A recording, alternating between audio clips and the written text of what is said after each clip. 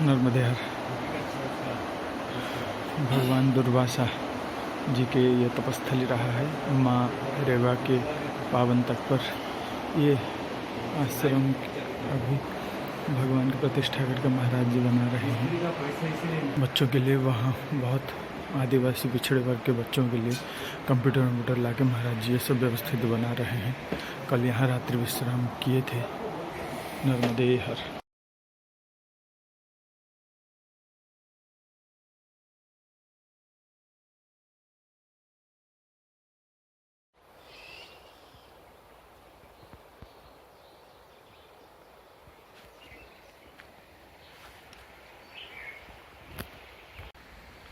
नर्मदे हर। नर्मदे हर। माँ नर्मदा जी के तट पर ही चल रहा हूँ और ये किनारा वाला रास्ता ही है और ये पूरा जंगल ही है और इधर माँ नर्मदा जी प्रवाहित हो रही हैं। नर्मदे हर।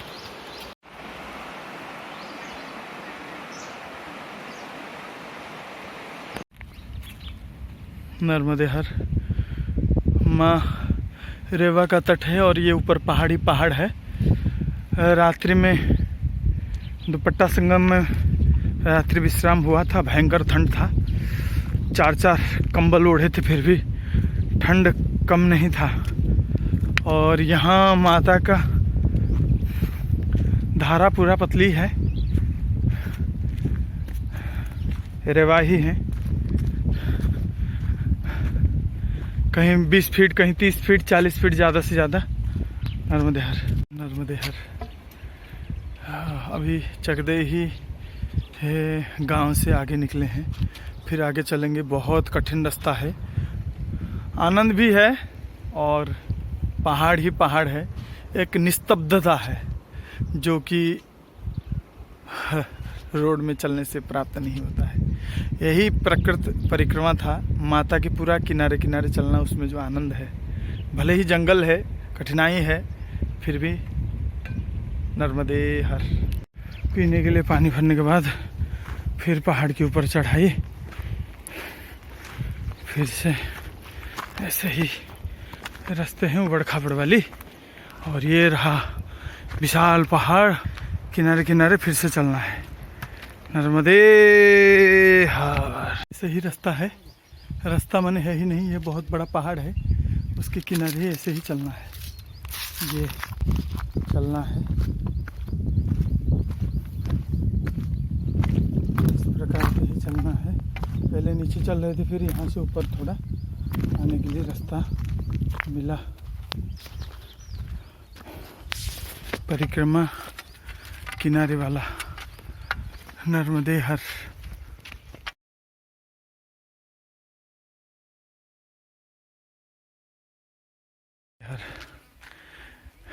ये कांपा है।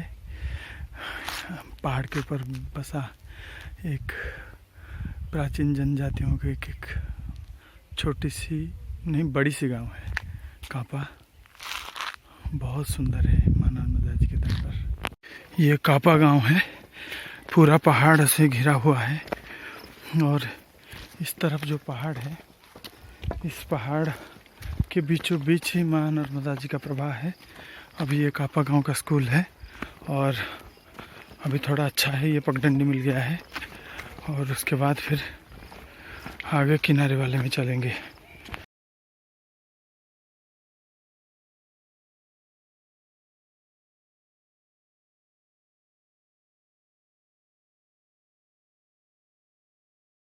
नर्मदा जी के तट पर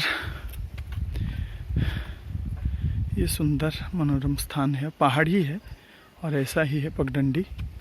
पगडंडी माने नाम का कुछ चीज़ ही नहीं है और ये विशाल बड़े बड़े पहाड़ ही पहाड़ है ऊपर तक। ये हर। ये फड़की नदी है जो सूख गई है और ये माँ नर्मदा जी में मिलती है। इसी कारण इस स्थान का नाम फड़की संगम है। आज यहाँ आ रहे हैं, फिर आगे स्थान है कहाँ पर रुकने का वो भी पता नहीं है।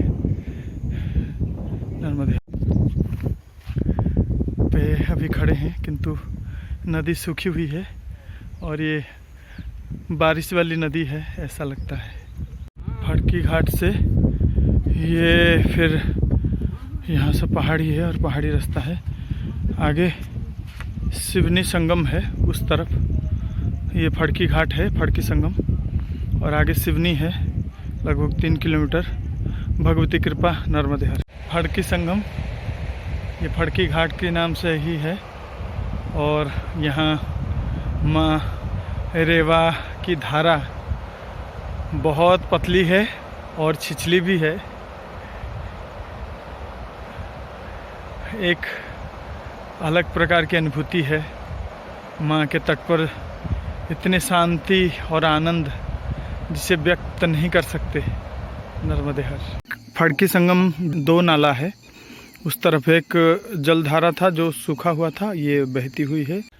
पीछे जो पहाड़ नज़र आता है वही त्रिवेणी संगम है, यहाँ त्रिवेणी संगम कहा जाता है। वहाँ से इस पर्वत किनारे किनारे किनारे अब यहाँ तक आए हैं और यहाँ बड़ा समस्या हुआ नीचे उतरने की।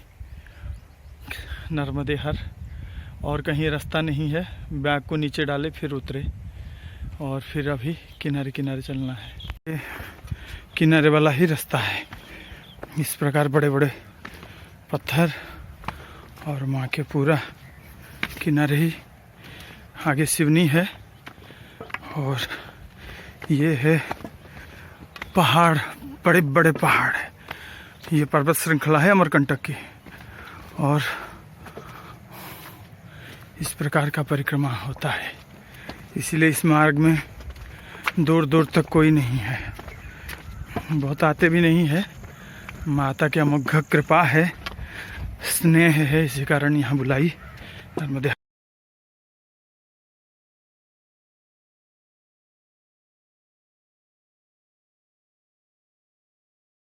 इसी मार्ग पे ही आगे चलना है। पीछे भी तट भी इस प्रकार का था, यहाँ से वहाँ तक आए हैं और उस तरफ जो बड़े वाले पर्वत नज़र आ रहे हैं वहाँ से वहाँ तक, उस किनारे किनारे किनारे किनारे होते होते यहाँ तक आए हैं। 5:30 लगभग बज गया है। नर्मदे हर। भगवान सूर्य नारायण धीरे धीरे अस्ताचल को प्राप्त हो रहे हैं। उस पहाड़ के किनारे किनारे घूम घूम कर यहाँ तक आए हैं और ये भी पहाड़ ही पहाड़ है, ऊपर नज़र आते हैं, विशाल पहाड़ हैं। और ये गड़गड़ाहट किसी हाईवे का नहीं है, ये माँ राजराजेश्वरी भगवती नर्मदा जी का ही है। इतने सुंदर और इतने आह्लादित करने वाले ये शब्द हैं। नर्मदे हर। नर्मदे हर। पहाड़ के नीचे एक सुंदर सा गांव सिवनी। इधर माँ नर्मदा जी प्रवाहित हो रही हैं और यह जो सामने नज़र आता रहा है वहीं रात्रि विश्राम होगा, आश्रम है कोई। ये लहलहाती सुंदर फसल है और इसके किनारे पे है ये सिवनी गांव। नर्मदे हर।